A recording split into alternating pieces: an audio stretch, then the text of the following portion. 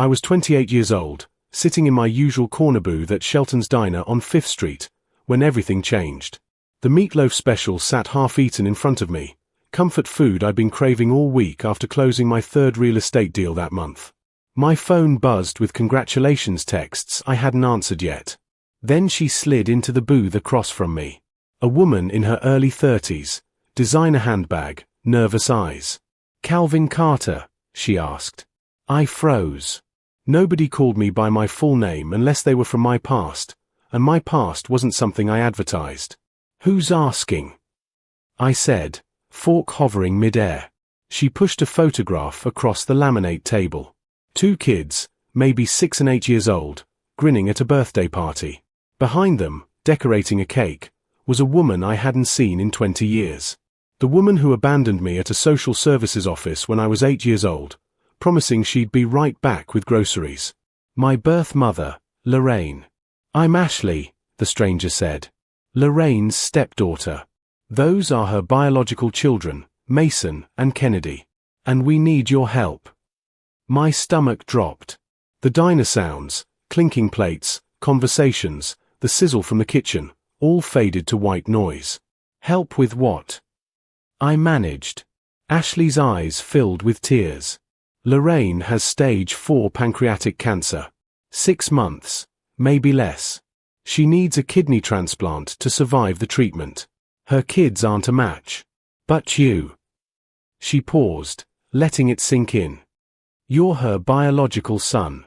You might be." The photograph burned in my hand as memories crashed over me.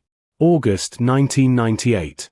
I was 8 years old, standing in that social services waiting room wearing my favorite Space Jam shirt, clutching the backpack Lorraine had hastily stuffed with 3 outfits and my toothbrush. "Mama's just running to the store, baby. You wait here with these nice people. I'll be back before dinner." I remembered Ms. Rivera, the social worker with kind eyes, offering me cookies that tasted like sawdust in my mouth as we waited. 1 hour became 2. 2 became 5. By midnight, I was placed in emergency foster care with the Hendersons, an older couple who already had 4 other kids rotating through their 3-bedroom ranch house. Lorraine never came back. No phone call. No explanation. Just vanished like smoke. I learned later she'd moved to Atlanta 3 weeks after abandoning me, started fresh, married some accountant named Gerald within a year. Now Ashley sat across from me, expecting me to save the woman who destroyed my childhood. "You've got some nerve," I said, my voice low and controlled. 20 years. Not a birthday card, not a Christmas call, nothing.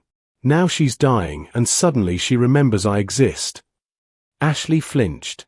"I know this is, you don't know anything," I interrupted. "You grew up with her. With birthday parties and bedtime stories. I grew up in 6 different foster homes wondering what I did wrong." Ashley reached across the table, her manicured hand trembling. "Please, just hear me out. Lorraine made mistakes, terrible mistakes. But Mason and Kennedy, they're innocent. They're just kids who might lose their mother." Classic guilt trip. I'd seen this play before in therapy sessions that took years to afford. "How did you even find me?" I asked. She shifted uncomfortably. "Lorraine kept tabs on you. She has a folder at home, newspaper clippings from when you graduated high school, your college acceptance letter that your foster mother posted on Facebook, your real estate license announcement." My blood ran cold. She'd been watching me. All these years, she knew exactly where I was, what I was doing, and never once reached out except when she needed something. "That's stalking," I said flatly. "That's a woman consumed by guilt," Ashley countered. "She was 19 when she had you, Calvin. A kid herself. Your father left her broke and alone. She was barely surviving. She thought you'd have a better chance in the system than with her." I'd heard that rationalization before, from therapists trying to help me process, from well-meaning people who couldn't comprehend real abandonment. The system. I laughed bitterly. "Let me tell you about the system. The Hendersons forgot my 9th birthday. The Martins locked the fridge at night because they didn't trust us foster kids. The Reynolds' biological son bullied me for 2 years while they looked the other way." Ashley pulled out her phone, scrolling frantically. Look, I brought more pictures. This is Mason at his soccer game last month. Kennedy just won the spelling bee at Fairview Elementary. They're good kids. Calvin. They don't deserve. Stop. The word exploded from me louder than I intended. Other diners turned to stare. I lowered my voice to a harsh whisper. Don't you dare use those kids to manipulate me. You want to know what I deserved at their age? A mother who didn't leave me like trash. You know what Kennedy was doing when she was 8? Probably cuddling with Lorraine, watching movies, being tucked in at night. I was 8 when I got abandoned at a government office. So forgive me if I'm not overwhelmed with sympathy. Ashley's face crumpled. She's dying, Calvin. We're all dying, I shot back. Some of us just started the process earlier than others. I died a little bit every night. I cried myself to sleep wondering why I wasn't good enough to keep. The words hung between us, sharp and unforgiving. Shelton, the diner owner who knew me as a regular, caught my eye from behind the counter with a concerned look. I shook my head slightly. I'm okay. But I wasn't. This woman had ripped open a wound I'd spent 2 decades carefully stitching closed. There's more, Ashley said quietly. Lorraine wants to see you. Before the surgery. She wants to apologize, to explain everything. I should have walked away right then. Should have left Ashley sitting there with her designer bag and her guilt trip and her dying stepmother's desperation. But something kept me in that booth. Maybe curiosity, maybe the 8-year-old boy inside me who never got closure, maybe just the sick need to see Lorraine face to face and tell her exactly what a mistake had cost me. What's in it for me? I asked coldly. Ashley blinked, clearly not expecting the question. What do you mean? You're asking me to potentially donate a kidney, major surgery, weeks of recovery, permanent health implications, to someone who contributed nothing but DNA to my existence. So what's in it for me? She looked genuinely confused, like the answer was obvious. You'd be saving a life. A mother of 2 young children. Pass, I said, grabbing my jacket. Wait. Ashley grabbed my wrist. Lorraine has money. Gerald's firm does well. They'll pay you $50,000. I stopped. Not because I needed the money, my real estate business was thriving, but because it confirmed everything I suspected. This wasn't about reconciliation or family or anything noble. This was a transaction. I was an organ donor with compatible DNA, nothing more. Make it 100,000, I said, testing her. And I want it in writing before any testing happens. Ashley nodded so quickly it made me sick. Done. I can have Gerald draft something by Monday. One more thing, I added. I meet Lorraine first. Tomorrow. I want to hear from her own mouth why she left me. Lorraine's house was exactly what I expected. A pristine colonial in the suburbs with a manicured lawn, a 2-car garage, and a basketball hoop in the driveway where Mason probably practiced. Everything I never had. Ashley answered the door, looking more anxious than at the diner. She's in the living room. The chemo makes her tired, so she's on the couch. Please, be gentle. I almost laughed. Be gentle. With the woman who shattered my entire childhood. Gerald appeared next, a thin man with wire-rimmed glasses and a weak handshake. Calvin. Thank you for coming. Lorraine's been, well, she's been looking forward to this. Had she? Or was she just desperate enough to face the son she discarded? The living room was magazine perfect. Family photos everywhere, Lorraine and Gerald's wedding, Mason as a baby, Kennedy's first day of school. A whole life documented. In none of those frames was there any evidence I existed. And there she was. Lorraine. Thinner than the photo Ashley showed me, a scarf covering her head, and 4-pole beside the couch. But her eyes, God, those were the same eyes I remembered. The ones that looked at me that last morning and promised to come back. Calvin, she whispered, tears already streaming. My baby boy. You grew up so handsome. Something inside me snapped. Don't call me that. You lost the right to call me that 20 years ago in a social services waiting room.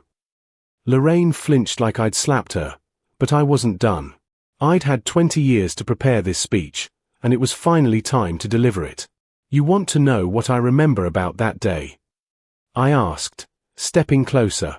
I remember you telling me you'd be back before dinner. I remember waiting so long that Ms. Rivera had to physically carry me out because I wouldn't leave. I screamed for you. For 3 hours, I screamed myself hoarse because I thought if I just waited long enough, you'd come back. Calvin, please, Gerald started, but I cut him off with a look. I remember the Henderson house, where I shared a room with 3 other boys and got beaten up for wetting the bed because I was terrified. I was 8 years old and crying for my mama, who was apparently already planning her new life in Atlanta. Lorraine sobbed into her hands. I was so young, so stupid. Your father left me with nothing. I was working 2 jobs, getting evicted, so you abandoned your son. I interrupted. That was your solution? You know what would have been better? Anything. Literally anything else. Drop me with a relative, put me in daycare, hell, even tell me to my face you didn't want me anymore. But you just left. Like I was garbage you needed to dispose of. The room was silent except for Lorraine's crying. Ashley stood frozen by the doorway. Gerald looked at the floor. Mason and Kennedy were apparently at school, spared this brutal confrontation. There's something else, Lorraine said weakly, wiping her eyes. Something I never told anyone. Something you need to know before you decide. I crossed my arms. This should be good. She took a shaky breath. When I left you that day, I didn't just run to Atlanta to start over. I ran because I was terrified. Of what? I demanded. Your father wasn't just absent, Calvin. He was dangerous. Evan Bennett, he was involved with some seriously bad people. Drug dealers, loan sharks. I owed them money, his money, and they came looking. They threatened to take you from me, to use you as leverage. I thought if I disappeared, if I put you somewhere safe where they couldn't trace you, you'd be protected. I stared at her, processing. You're telling me you abandoned me, to save me. I know it sounds insane, she said. But they knew where we lived. They broke into our apartment twice. I was 19, alone, terrified. Social services felt safer than what those men might do. So you ran to Atlanta and started a whole new family. I shot back. Doesn't sound like you were too scared to live your life. I changed my name, Lorraine said quietly. Went from Lorraine Bennett back to my maiden name, Lorraine Williams. Met Gerald at a church grief support group 2 years later. By then, I'd convinced myself you were better off without me. That you'd been adopted by some nice family who gave you everything I couldn't. I left Lorraine's house without committing to anything, my mind spinning. Was she telling the truth or just crafting a convenient excuse? I needed answers. That night, I called my best friend Arnold, who worked as a private investigator. I need you to look into someone, I said. Evan Bennett. Supposedly my biological father, involved in drug trafficking in the late 90s, Baltimore area. Arnold whistled low. That's going back. What's this about? Long story. Just find out if he was actually dangerous or if that's a fairy tale my mother's selling. 3 days later, Arnold called back. Calvin, man, your father was the real deal. Evan Bennett ran with the East Side crew, mid-level distribution, loan sharking, couple of assault charges. Did 6 years in federal prison from 2001 to 2007 for trafficking. Got out, violated parole, went back in 2009. Died in prison in 2014. Hepatitis C. My hands shook holding the phone. And before he went to prison? Late 90s. According to court records, he was actively evading warrants in 98 and 99. Had associates looking for known addresses, known contacts. There's even a police report from August 1998. A Lorraine Bennett reported a break-in at an apartment on Greenmount Avenue. Nothing stolen, but the place was trashed. Filed 2 weeks before. He paused. 2 weeks before what? 2 weeks before you entered the foster system. Calvin, your mother might actually be telling the truth. I sat with that information for a week, wrestling with 20 years of anger against this new context. Lorraine hadn't just abandoned me because I was inconvenient. She'd made an impossible choice: keep me and risk me being used as leverage by dangerous criminals, or give me up and know I'd be safe. It didn't erase the pain. Didn't undo the foster homes, the therapy, the abandonment issues that torpedoed every relationship I'd tried to build. But it complicated the narrative I'd carried. The black and white story of the evil mother who didn't want her son. Reality was messier. Meanwhile, Ashley called daily. Lorraine's health was deteriorating faster than expected. The transplant had moved from urgent to critical. "Have you decided?" Ashley asked on day 8. "Because if you're not going to do it, we need to keep looking for other options. Time is running out." I met Lorraine again, this time alone. She looked worse. The cancer was aggressive, the chemo brutal. "Why didn't you ever reach out?" I asked. "After Evan went to prison, after the danger passed, why didn't you come find me?" "Shame," she said simply. "And fear." What would I say? "Sorry I abandoned you, but I had good reasons." You deserved better than my excuses. And as years passed, it got easier to tell myself you'd moved on, that you didn't need the trauma of reconnecting with the mother who left you. "You were wrong," I said. "I needed closure. I needed to understand.